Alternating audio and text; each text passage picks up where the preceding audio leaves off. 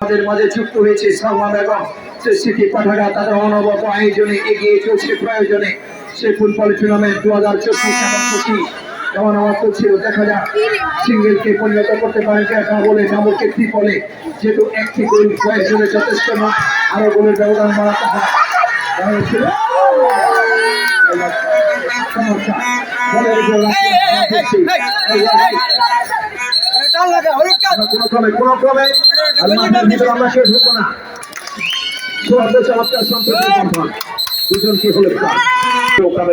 Position দিয়ে দিয়েছেন দেখা যাচ্ছে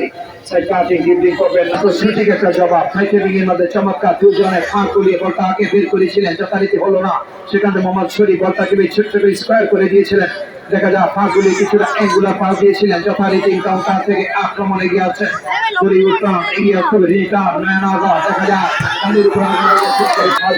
দখলে আক্রমণ করে যাবেন সকলে, কিন্তু সেভাবে হচ্ছে না। আমার মা প্রতিবাদ করে দিয়েছেন, এই মুহূর্তে ফল পেয়ে গিয়েছেন, সেখান থেকে ছিলেন মেহেদী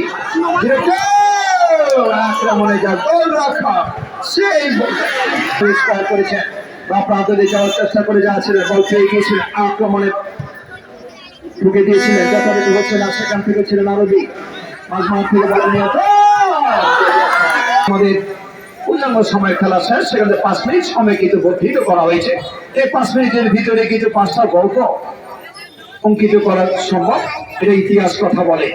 1-2 মিনিটের ভিতরে 2-3টি গোলের ইতিহাস আছে, যদি তারা সেখান থেকে সমতার সুযোগ এগিয়ে আসার চেষ্টা, সেখান থেকে মুন্না একক প্রচেষ্টা ছোট্ট করে সচিত্রের উদ্দেশ্যে কিন্তু ফরওয়ার্ডে বাড়িয়ে দিয়েছিলেন।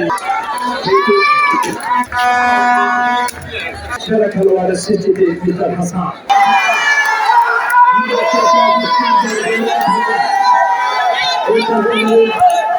অনুষ্ঠানের সম্মানিত